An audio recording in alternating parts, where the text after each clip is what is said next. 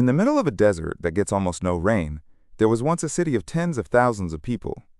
They had gardens, fountains, pools, in a place where water should have been a constant, deadly problem. So how do you build a thriving city where it barely rains? The answer is one of the most brilliant pieces of hidden engineering in the ancient world. This is Petra, carved into rose-red cliffs in what's now southern Jordan.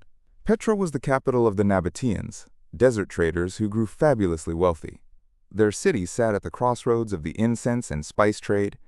Caravans carrying frankincense and spices passed through, and Petra taxed it all. At its height, tens of thousands of people lived here. But here's the catch. Petra is in the desert. It gets only a few inches of rain a year. And when rain did come, it was almost worse. Desert rain arrives as sudden, violent flash floods. A narrow canyon can turn into a deadly torrent in minutes. So the Nabataeans faced two opposite problems at once. Not enough water most of the year, and far too much, far too fast, when it finally fell. Their solution wasn't one invention. It was an entire system.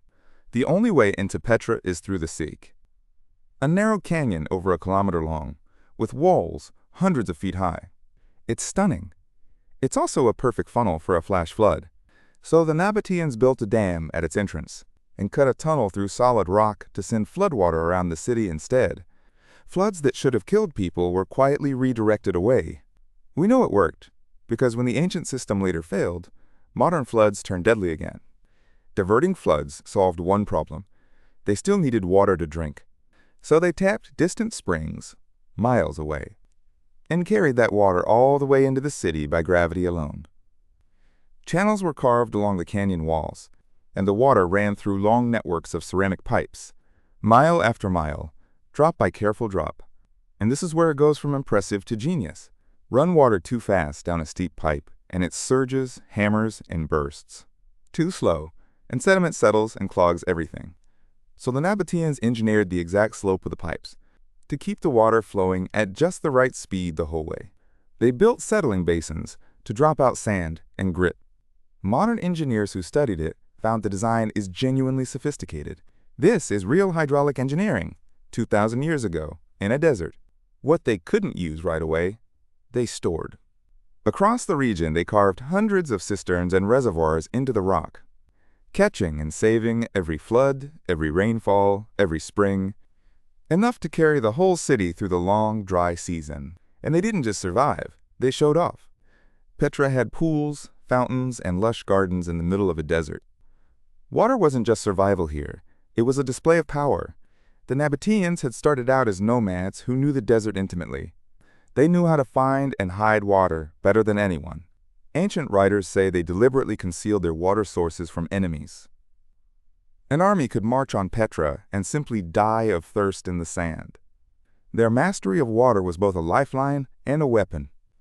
So what happened to all of it?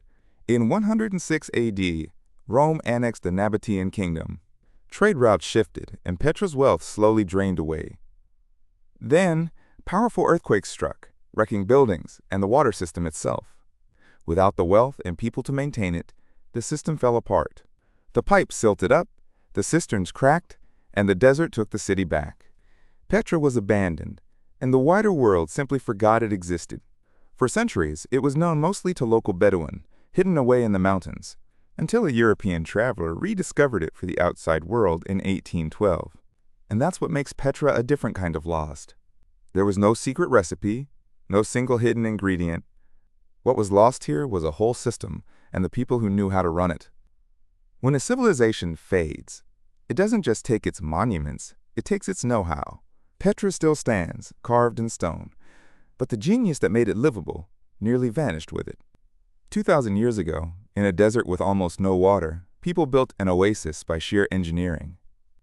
Petra is proof that the most impressive ancient technology isn't always a thing you can hold. Sometimes it's an invisible system, quietly keeping a whole city alive. Next time, a small Roman cup that changes color, green from the front, glowing red from behind, because its makers were unknowingly doing nanotechnology 600 years ago, the Lycurgus cup. Subscribe, and we'll keep digging up the things we forgot.